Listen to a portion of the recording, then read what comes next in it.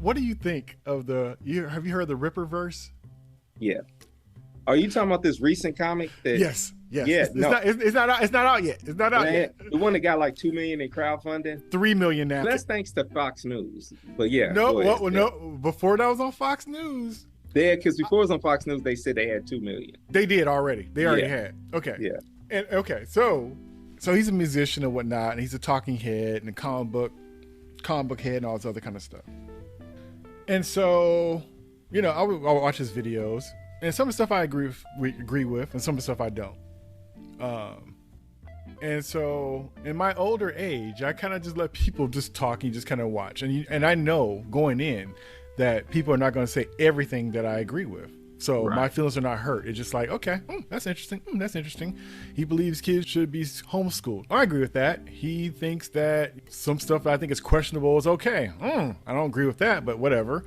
He might be like, he believes in black family. He has a black wife. Oh, okay, that's interesting. I think we're talking about two different comics. My bad. I think we're talking about two different things. No, if you talk about if he was on Fox recently, we're talking about the same person. When the artist he has, he's a black dude, but the artist he has is Hispanic. Yes, we're talking about the same person. Yeah. When you said he had a black family, I'm shocked. I was using exactly. That's why I stay open, because you just don't know. But I'm saying it's a lot of contradictory stuff. Like I said, he has a black wife. Okay, he goes by Ripper59. He's very interesting, and like I said, some stuff I agree with what he's saying, and some stuff I totally don't agree with. So it just depends on what he's talking about. But I always thought it was interesting because I first got on him because of his comic book reviews and talking about comic book movies and stuff. And some of the stuff I was agreeing with, and he was just like, what they're putting the characters through, all this change up stuff, and they just kind of, some of the same arguments I kind of have about comic book characters and what they're doing and stuff, just kind of being all over the place and not consistent. And we kind of talked about it before about swapping out heroes we know and replacing them with new heroes and stuff like that, and the pros and cons to that and all that. And so he talks about that kind of stuff too. And I remember on one time he was talking about something, I think it was Superman, or the Superman's son who's a new Superman, and they decided to make him gay. And he was like, I think it was either that or something else. And he's like, you know what, I'm just done with these comics, and I'm just going to start my own comic book. And so I thought, since he just talks a lot of mess and stuff like that, it was just like an idle threat. And like, what do you even know? Because you like comic books, that's one thing, but that don't mean you're a comic book writer. That doesn't mean that it's a lot of people have critics about movies, but never made one and don't understand how it goes. So it's easy to be on the bench talking, but not necessarily know exactly what it takes to do one. So he said that, and then he was like saying he's going to work on it. And then, a year and a half, almost 2 years later, he has a done product pretty much that's waiting to be released, and he's doing this crowdfunding thing even though the books are already done. And he's over 3 million as far as sales and stuff. Yeah, I'm on his website now, 3.3 million. Yes. And like I say, he had over 2 before he was even on Fox, because I remember when he even started talking about it, which I thought was very interesting. And the truth is, as much support as he's gotten, nobody's read that book. Nobody know what the story's going to be. We see what the characters look like. It's not about the book either. It's not. It's not at all. And so the juxtaposition to that compared to all the stuff that Milestone had to go through, to somebody doing his own thing with his, artist, and he's a writer, and sold over 3 million in books and products and stuff already, sight unseen. All the thing people see is the covers. Nobody don't know the story or anything like that. Who knows? That book might suck. Nobody knows, but it's already invested in and paid for. Let me tell you something. Everybody's first book sucks. No. I mean, like, no. I get what you're saying, but what I'm saying is those people who paid for it, they're gonna get a sucky book. Yeah, that's fair. Yeah. But I say it in a way as in like people don't know what to expect, so it might be something that counters even your morals. You do not know. I guess is what I'm saying. Because at least with that's the things, funny part about it. Yeah. Because certain things you kind of know, like, okay, you don't know what the first Batman is going to be or whatever. First, nobody knows what something's going to be until it comes out. But then also, it's a difference in, paying 75 cents or 25 cents for the first one, or $3 or $4 for the first one to come out, versus almost $40 or $20 to $40 a book coming out the back. untested. And so it's going to be interesting to see what that book is going to be. It could look kind of interesting and kind of funny because what's happening for his situation is not common. And even though it'll probably be used to say like, hey, somebody can start a black comic book company, just make your book and, put it crowdfunding and then you'll make $3 million. That's not normal. And like I said, it's not even vetted really. But that's the situation. So it was just interesting for me to see this documentary and a reminder of the struggle and how hard it was and how it's still to this point barely kind of coming back and all the mess that we went through, and to see this black dude out of Texas 3 million strong in sales on a book that hasn't even came out yet. Well, and the cost of it was assimilation. And I think that was the thing that what led to the demise of Milestone is the total opposite of this guy's willing to, I use the word assimilate just because he makes it seem like he's not going to assimilate to, and I hate that they co-opted this word, but he says he's not going to assimilate to woke media standards. Yes. Any Caucasian listeners of that mindset that might be listening to this right now do understand that the word woke does not mean what you have been misled to believe that it is. But that's not this discussion. I think that when people are misled, it's easy to capitalize. And I think when he said, I'm making an anti-woke comic, he tapped into a market that was already thriving. And this is something I discovered in my research. The Comicsgate community had really began attacking what they call the mainstream liberal comic community about 5 years ago, real heavy. Yes. On to the point where we're talking physical attacks at comic book conventions, people walking up to writers. And there's a writer here, Kelly Sue DeConnick, who got death threats, physical threats of physical harm. They were like, if you come to the con, we're going to do these things to you. There are people who, this carryover. This has been a boiling point since the 2016 election. And I think part of it does stem from the 2008 and 2012 election results. Of course. Of a group of people who are scared of replacement, and they believe replacement theory to be a real thing. And so there's a lot of really racist comic book writers. I'll just say it, black, white comic book writers who've been using crowdfunding over the last 6 years, real heavy, and have had large success creating their books with their imagery and those things in it. So when a black person comes in, I agree with everything you're saying, they now get a chance to buy this book from a black person and say, see, I'm not racist. It's like we were talking about earlier. I got a black friend. It's never been about race. It's always been about American values. And it's like, well, if American values is the cornerstone of American values is racism, you've got racism there, and they don't believe in systematic racism. So it's like, none of this is real to them. I think this guy has $3.3 million in sales, not based off of the merit of his work, because like you said, none of us can see it. Yeah. We don't know what it is. Everyone who puts out a number one, think about Trill League. Trill League looked good. They gave us a sample of it. It didn't do 3 million.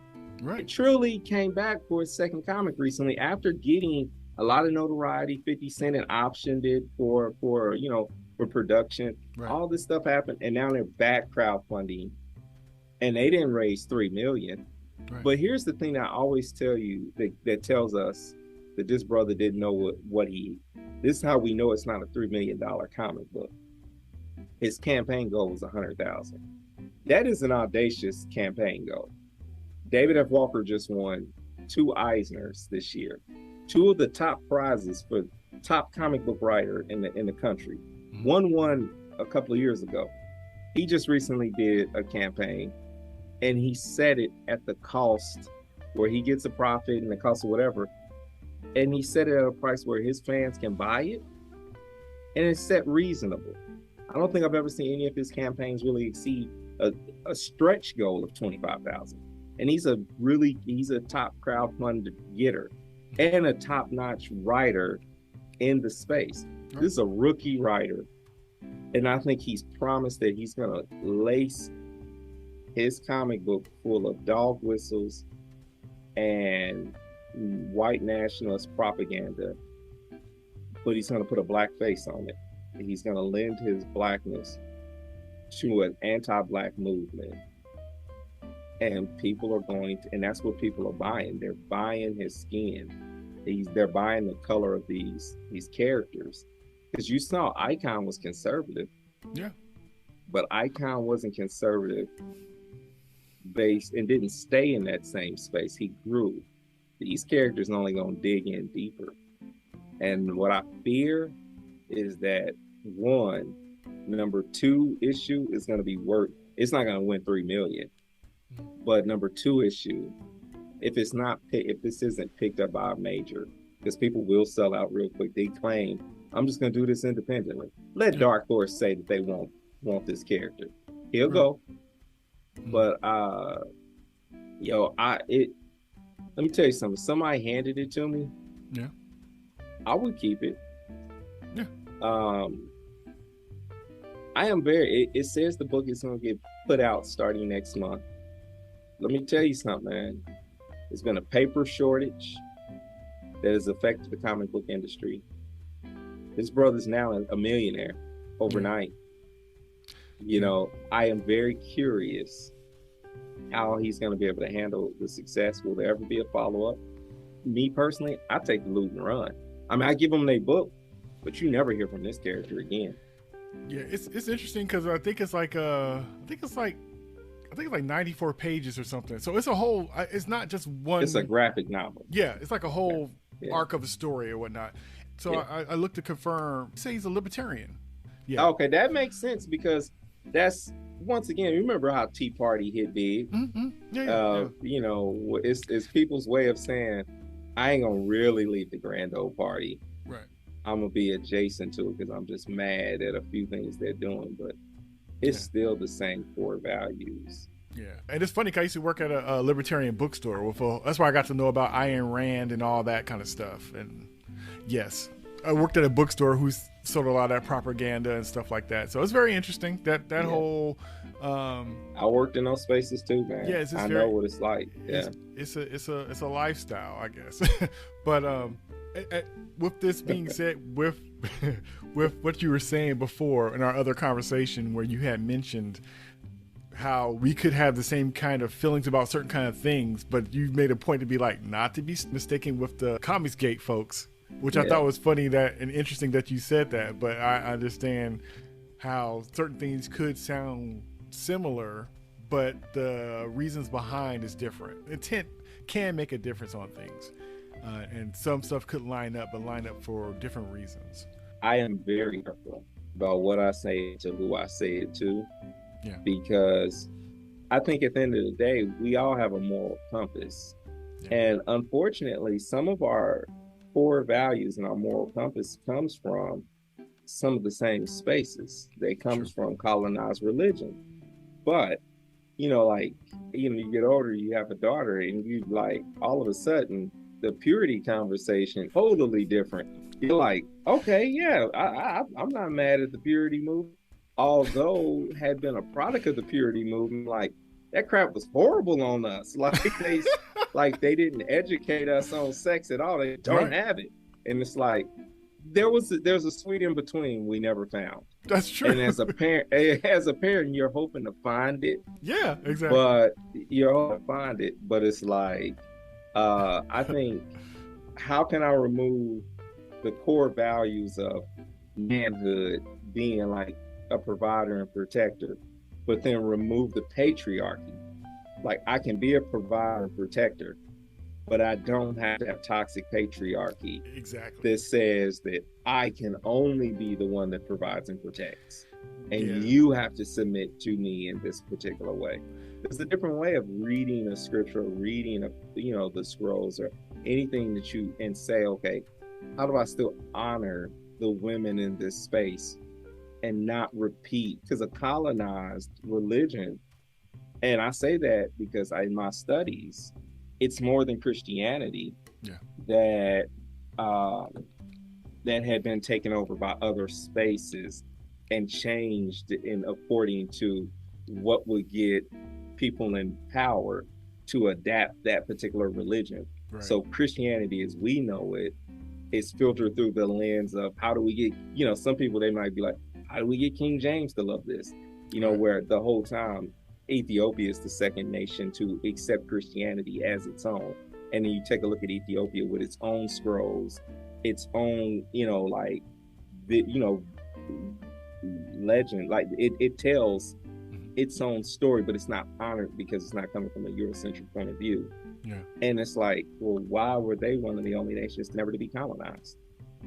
And, you know, so you start putting these things together. I know this conversation is, but you start putting these things together and you start thinking like, yo, the journey to truth is deep. Yeah. And if you don't want to go deep, and I'm not really targeting this brother like in a negative way, like more power to him, because one thing that I would love, absolutely freaking love, is if those people open up those pages, and it was a Black Lives Matter sign. He's like, gotcha, mother. You know, like that would be, that would just be mind blowing, right? Right. But I understand what it's like to assimilate for a living. You know what I mean? Like when you have to be in spaces because your context, everything makes your soul lit. You go home telling your old lady, like, let me tell you what this dude said today. You know, like, but you know, like I said, it makes your soul itch. And this is what I know Milestone was probably going through when they had to move into the DC office. Yeah. You know, like, you guys are too loud. You know, like, all the way that they work, the way they do things, the way we do things is different than the way they do things. Right. This is why we have to say our Black is excellent. Because if we don't say that and we don't pump ourselves up, because people fear what they don't understand, right. When they see us working in a way they don't understand and getting results that they can't understand, right. They're going to throw some sort of shade. They're going to throw their fear on it. Right. And it's important. This is why it's important for a Milestone book to succeed. I may not be as in love with the new Milestone book succeeding, right? Okay. Because I get a feeling that it's just a DC property. Where before I felt like somehow my dollars, even though I'm doing it in rerun, I'm getting them for 50 cents or whatever. But if I could imagine back then, I felt like my money was going to these Black people's pocket. Right. You know, I understand DC got their hand in it, but I also feel it's sort of like when you buy music from independent artists, you feel like, oh, I'm making sure this person's still, I'm buying this Cree Summers album because I want her to have enough sales to put another one out because I believe in Cree. Exactly. You go to their concert and they're at the booth and they, you know, give you the CD, you give them the $10 and they put it in their actual pocket. Yeah. Out at the Comic Cons, it's like that, bro. Yeah. Like, and this is one of the reasons I tell every comic book creator, every young comic book creator, or, you know, when I say young, I'm talking about young in the industry. Yeah. This is why it's important for you to show up at the cons and don't be ashamed of your drawings, your work. You may not have a polished portfolio, but bring people and be like, you know, and show, because some of your favorite people, and I say this about, you know, this is part of why I'm doing this documentary about David F. Walker, highly accomplished and highly available. You know what I'm saying? Like, this man won 2 Eisners, but whoever wanted to walk up to him and ask him advice the next day, got him. We were just sitting up there, and anybody who recognized who he was had access. We were sitting there talking. It was Dennis Collins just sitting there, just talking to people. Yeah. He came over and just talked to us. I stepped back and took a picture of it because I was like, this is crazy that this man is like still just like, oh man, how y'all doing? And he knows everybody's work at the table. Yeah. You know, I'm the filmmaker, so no one knows my work. So I'm always just kind of like, all right, I'm just there to be a fly on the wall, literally, because that's part of the job. But comic book artists and comic book writers are still not in a celebrity stratosphere. Right. I say you got to take advantage of getting mentorship, and these people are so much more accessible to you. Several people from that Milestone documentary I've had lunch with hanging out with David at the cons and other things. Yeah. These are brothers I didn't talk to, and I didn't even know they worked at Milestone. There's a guy, his hair is kind of wild, shorter guy. Yep. I didn't talk to that man so many times. I had no clue he was old school. Me either. That's why I had to look up his name. I'm like, oh, he was part of Milestone. That's why I thought that was cool about the documentary, because I saw a lot of this stuff before, but his perspective and his words and how he finished the last book without getting paid, that was so cool. I was glad to be able to hear that. And I never knew who he was. Like, one time I was just sitting at David's booth and I was like, yo, he gone, he went somewhere like to a panel or something. And he just sat there and just talked to me for a minute. Yeah. And these are people who, like, they've done the work. I think part of the humbling nature of being a comic book creator, what I've learned is they don't get paid anything. So it's easy to stay humble when you got the #1 selling book in the country, but you got paid $50 a page for that book 2 years ago. You know, some book you could be winning an award on, or a book that gets a television show optioned, you know, for it or whatever, and you didn't get paid anything or hardly anything for it. And so that is the upside. So that's the real reason why people start going to Kickstarter and Zoop and Indiegogo and what's the other one that's big in comics? It's specific to comics. I can't think of the name of it, but there's, you know, they go to these different sources and get funding, and they go the independent route because they're going to get it out to their core audience, the only people that was going to buy it anyway. Right. And comic book stores, retailers, and I've interviewed multiple retailers, they cannot afford to take Justice League off the shelf to put Black Man on the shelf. Right.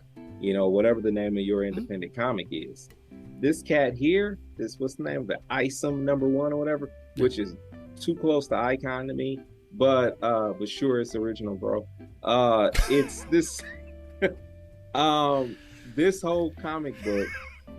That $3 million is cool, but there's not a place in their right mind. There's not a place in this. There's a bunch of retailers who probably purchased it. There's a lot of good old boys in the comic book industry that run comic book shops.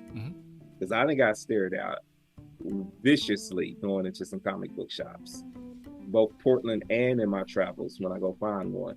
Yeah. And I, short of what you doing in here, boy, you know, like, is the vibe. And so, and I've made a ton of comic book shop owners very uncomfortable by asking for Black titles.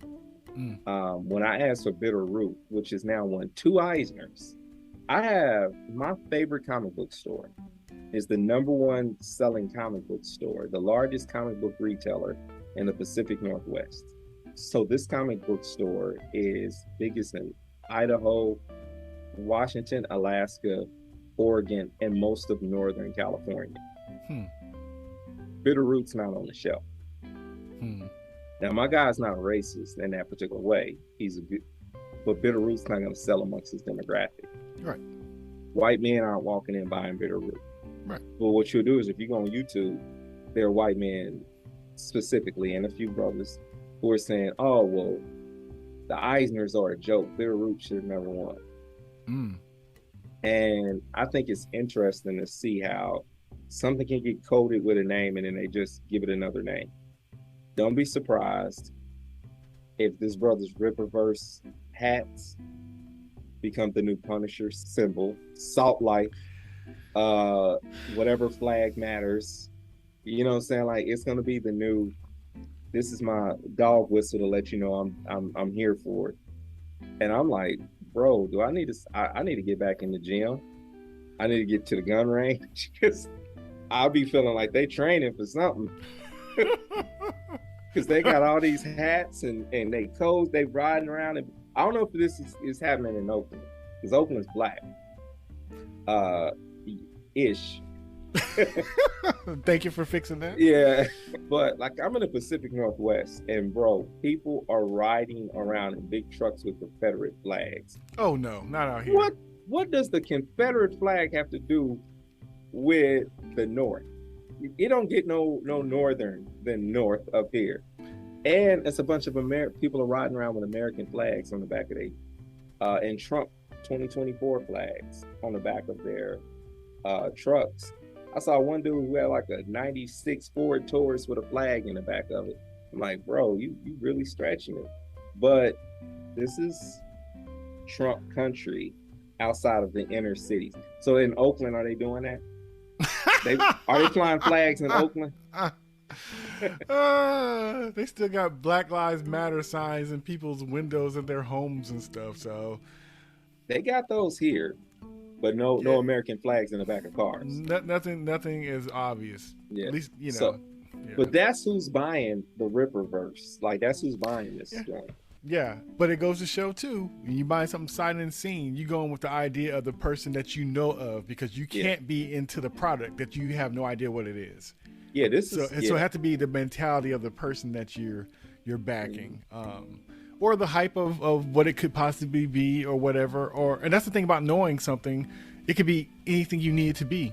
The truth is when the rubber hits the road, and then that's when everybody could, have their feelings about it. This is what I thought it was going to be, or no, it wasn't. Nothing what I thought it was going to be. He is saying that it's supposed to not have any agendas, and it's supposed to go back to the old way of. But comics always had agendas. So, like, if you don't know, like, just for the kid that might be listening, the comic book industry survived solely based off of Marvel being one, and they weren't Marvel then, but it was all wartime propaganda. Yeah. The reason why there was a speculators market that later crashed the industry after 10 years was because the early 80s, comic books began to be valuable from the war era, because at the back of the war era comic books, they said, please turn this comic in and save your money to buy war bonds. Yeah. And so that whole factor was why comic books were. So from the beginning of comic books, whether it's the alleged story that Superman is code for Jesus, and even though Superman was made by two Jewish guys, right? But it was like their interpretation of a super, and they even said like the S is this Hebrew, and it was just this whole explanation for it. But there's always been a hidden message and agenda behind. So he's going back to a hidden message. So what he's saying, the agenda, as you stated when you was reading off his thing about the, it's not going to be a woke agenda. Put it like this. I understand, like, I don't know what the actual product is going to be, because nobody knows what it is. But people have an understanding, I believe, that that's almost kind of like saying when a parent might say, hey, they'll make music like it was when I grew up. Now, it could be a certain agenda or a certain way it was, but you know what that means to that music.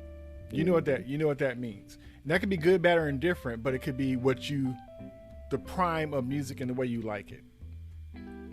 Like, people might think the New Jack Swing sound is dated. I find home in that. And so if somebody's talking about, Teddy Riley talking about, I'm bringing it back. Now, people will be like, oh, I don't want no bringing it back stuff. But to me, I'll be thinking like, okay, let's chill, my prerogative. So I'm thinking like, I know what that means. And now it could be a threat to somebody new, right? But it could be like, oh, I'm going back home for me. I know what that means. That's shorthand. Taking it back. Oh, taking it back to how it used to be. Now, taking it back from my mom would be different than it was. And I like what my mom liked because I grew up on that, so I have a taste for it. Just like my, kids that, that's 15, she knows 90s music better than she does current music. She knows current music because of TikTok, but she knows all the rest of that stuff, Babyface and Keith Sweat and all the rest of that stuff because of me. And I'll be sure and all that kind of stuff. So him taking it back could mean something different. Just like when Donald Trump was taking it back, talking about taking it back.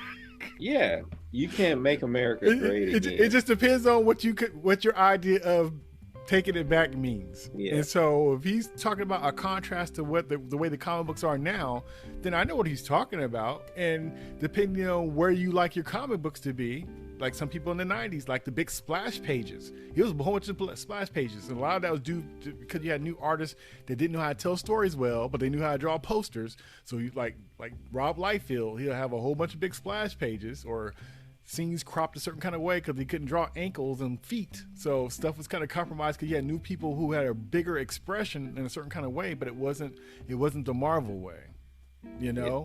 He couldn't just do panel for panel for panel because he didn't have the skill set for it. But, he's the one that had that first Levi jeans commercial and took comic books to another level. The worst comic book artists that they had did the biggest impact and boom of comic books.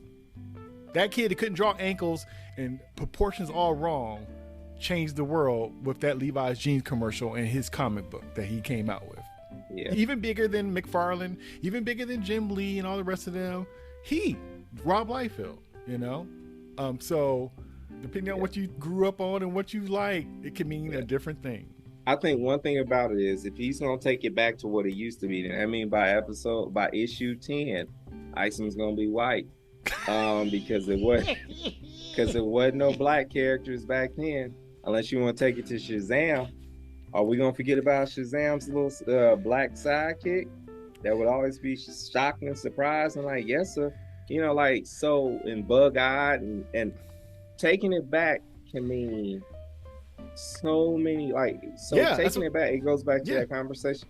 Taking it back is so not nuanced, like so many layers to this, because taking it back means that you're gonna basically be a white character with black skin, because there is no value for taking it back. Because once you introduce the non-monolithic black man, because all black people are this way, like we all have layers to us and flavor, and so Superman is a very one-dimensional character. He doesn't move off of his story arc very well. Right. Luke Cage, on the other hand, has to bounce back from being borderline criminal to empathetic hero to just flat out superhero. Yeah. He has to be all these things, because when you see black skin, all these things are expected of it, because blacks have to, and have always had to since slavery, had to be all of these things in order for survival.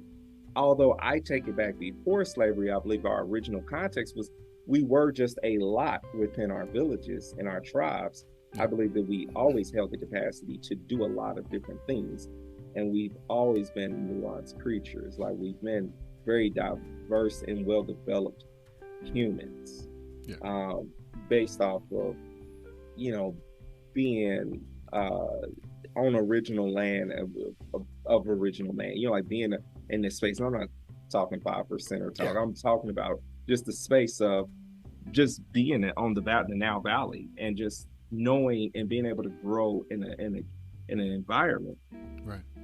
And knowing it well. I believe that we are very eclectic people. I think that's the word I've been looking for. Yeah. And I'm not saying that white people aren't. No. But it's very much our nature to present that way, and it's our culture. Our culture is eclectic. And struggle also brings that out of you, because if you don't have struggle, then you don't have no reason to think outside the box or to be creative, to fix things, to make wrong right. So, you know, so lifestyle and culture and struggle definitely, it gives you different muscles. How about that? Yeah. I think it's just like even the nature of, like, when you get too black, it's like going to the barbershop.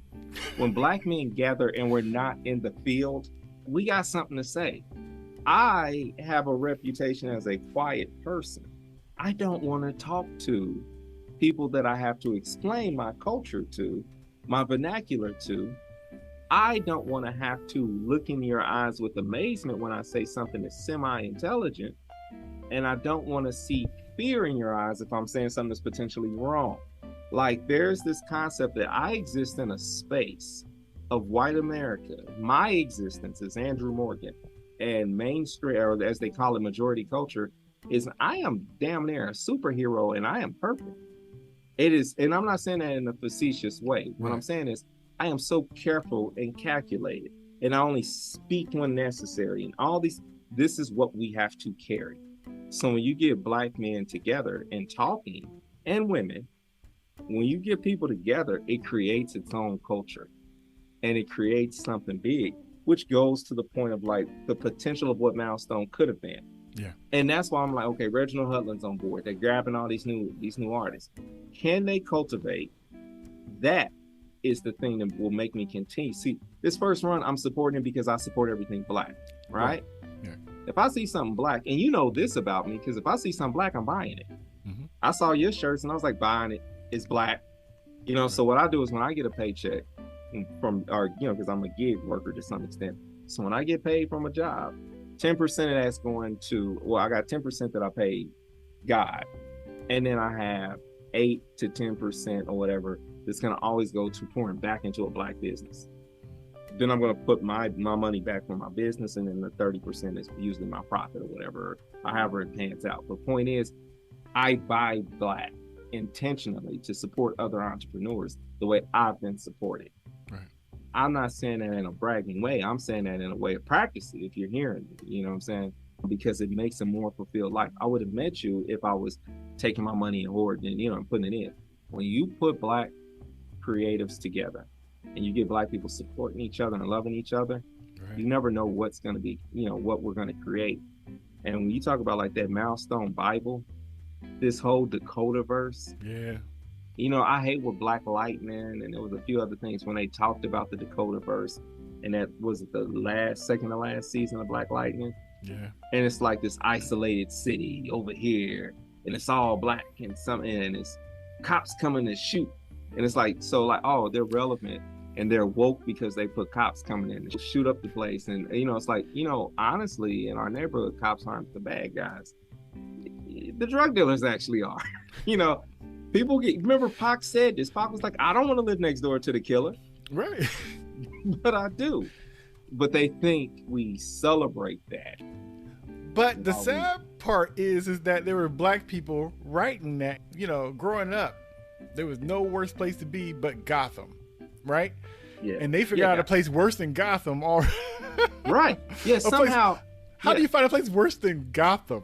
Well, so this, back to the documentary, one of the things that I've realized that I never heard it verbalized by someone else, that the Big Bang was a big gang bang.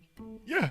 And it's just like, yo, hearing that come out your mouth, I was like, because you read it and you internalize it as family business, right? But then hearing him say it out loud, I was like, yo, don't say it was a big gang bang. And then they're like proud of the fact that like, well, we changed it to a Black Lives Matter. Because I was reading the new static and I was like, oh, he was at a rally. Okay. I mean, that works. But it is modernizing a problematic trope.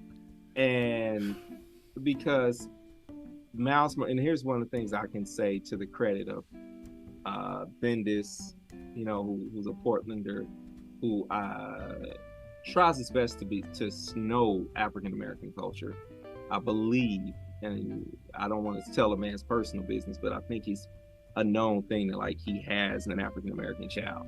Yeah, and that kind of inspired Miles and Naomi and stuff like that. Yeah. And so he's not shy about that factor, and I've seen his child. And I think when you think about creating a story like, Miles is like I was looking at they keep his uncle Aaron as we were talking about this earlier, an influence on him where the dad can't be an influence. Right.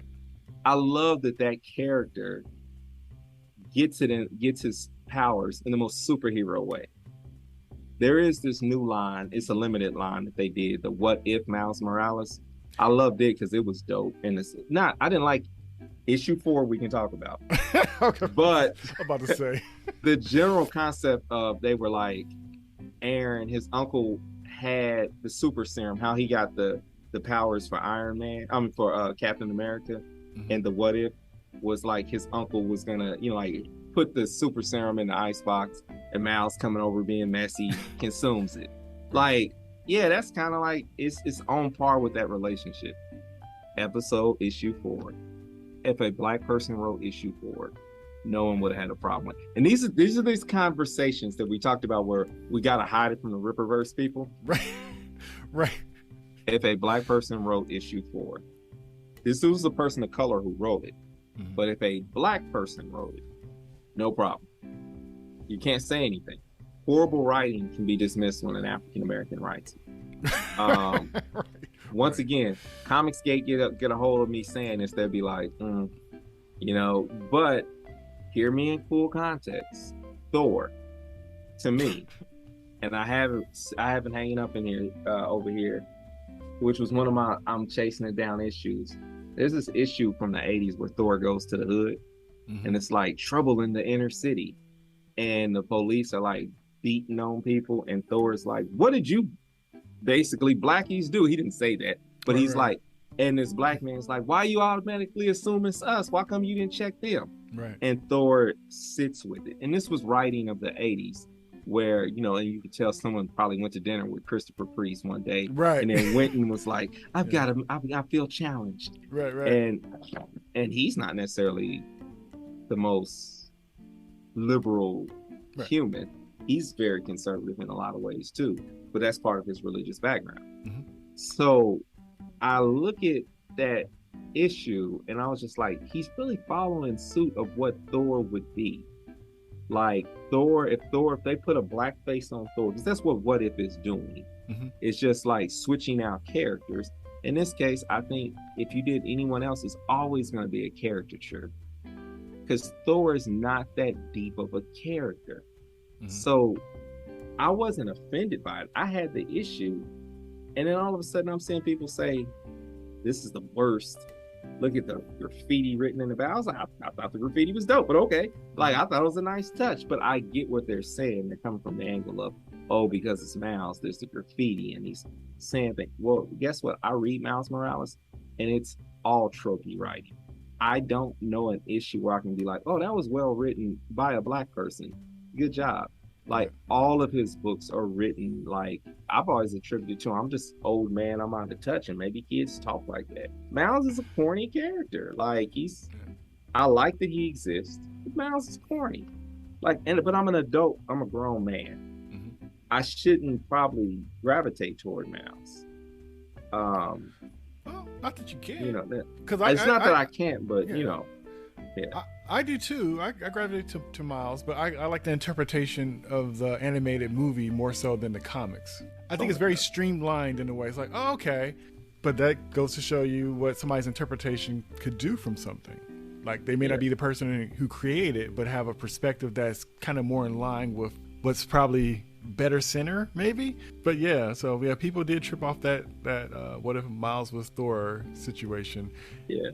It was a well-written series, though. Like, it was an interest, not well-written.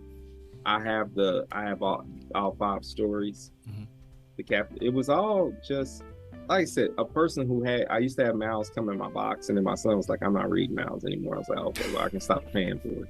Once he said he wasn't paying for it, I was like, okay, good, because I would like let 5 issues pile up and be like, oh, I got to catch him on this Miles. And then I'll be asleep.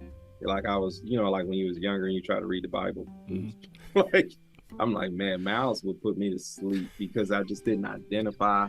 It didn't grab me. Right. Honestly, independent comics are the only thing that grabs me now. It's a kink book, and I did not know it was a kink book before I got into it. It's called Alice in Leatherland. I know the name is Alice in Leatherland, and I should have known it was a kink book ahead of time. But it has a queer character that reminds me a lot of my daughter. So the character's like my daughter's age, kind of looks like my daughter. And the main character also looks like my friend Nicole that I mentioned. And so I was like, yo, I can identify with I know women who are like this character. She moves to San Francisco and she's just trying to figure out herself. It was a good storyline. There was another storyline called Eve, the little black girl who's post-apocalyptic world, and she's the one who's going to save the world. I think I heard that one. Okay. Great storyline. I like these limited series. This one years ago came out, LaGuardia. Dope series. I struggled with Batman though. The I Am Batman. Mm-hmm. I got them. Jace doesn't click with me. Like, he's not Batman.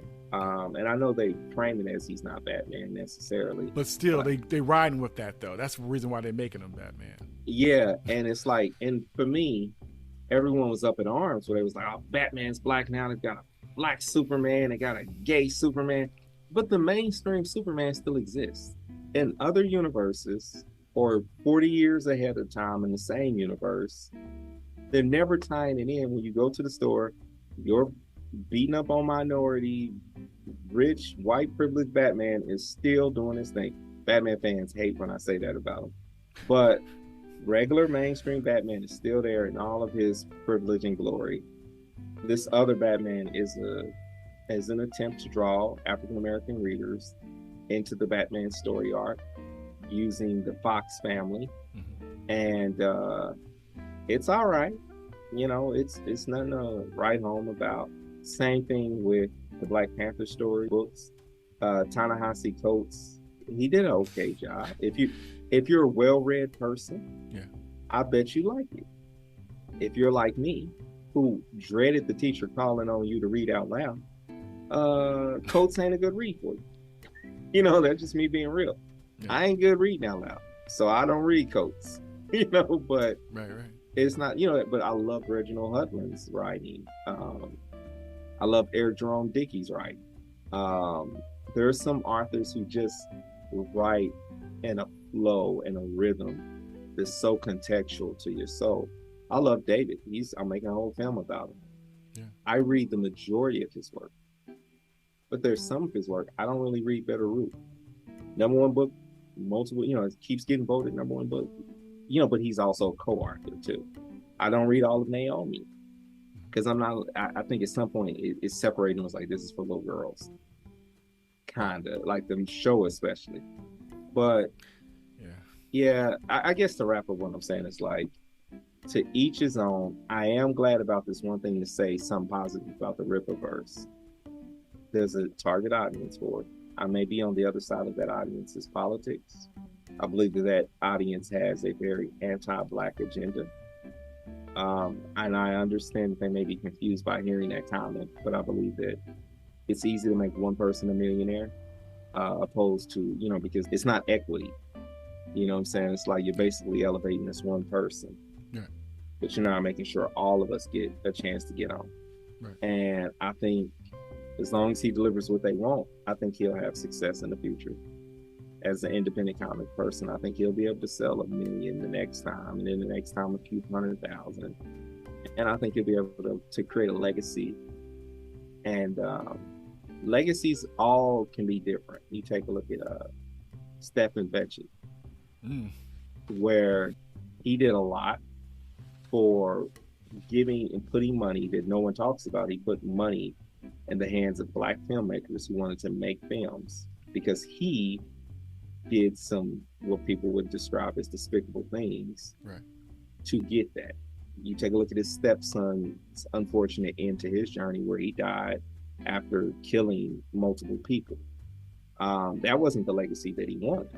So even with money, I'm just drawing up that tragedy just to say that even with money and even with all that he was trying to do for his community and all that he sacrificed, and it sounds weird to say that's a sacrifice, but he sacrificed his integrity and his ability to move within Black spaces clearly in order to be able to fund, you know, an Oscar Micheaux, who had funded his career pretty well, but each filmmaker needs new money each film. So at the tail end of an Oscar Micheaux's career, Stephen Fetchit can say, here's a few bucks. And he encourages a Gordon Parks to go ahead and write that script and do more than just what you're doing with the camera. Do something with the film camera. Wow. And, you know, what Gordon Parks is giving us. And so, you know, this may be something that I may look at one day and say, like a Stephen Fetchit, you know, like I may not be completely proud of it. Or Amos and Andy, who grossly misunderstood, but yet very guilty in a lot of different ways. Did a show and put tons of Black talented people on television that would never been on it. Right. The original meaning of minstrel show, like what was going on with those. All these things, there's always a Black person who entered, and this is my best hope for him. There's always a Black person who enters into and has to assimilate into a particular space in order to create greatness in the future. If this man's success right now means that more people of color can go into the independent comic space and have more success, then that's the best hope I have. The worst hope has already been accomplished. He's going to sell 3 million books. And at least that's one more person who's taken a step closer to having generational wealth for the next generation. If he doesn't, you know, he says he's a family man.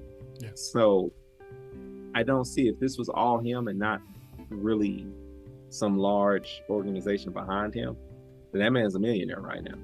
Yeah. More power to him. You know, like he's doing something positive for his family.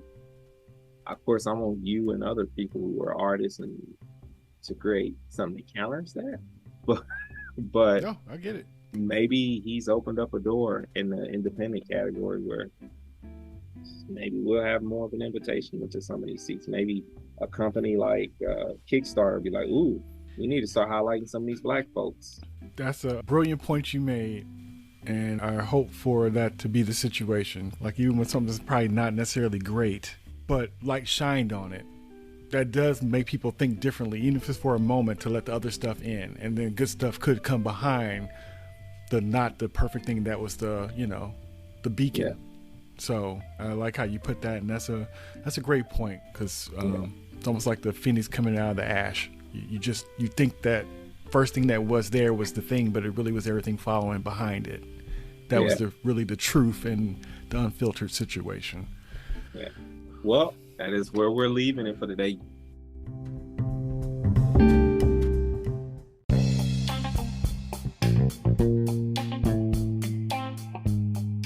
Thanks for listening, and please like and subscribe.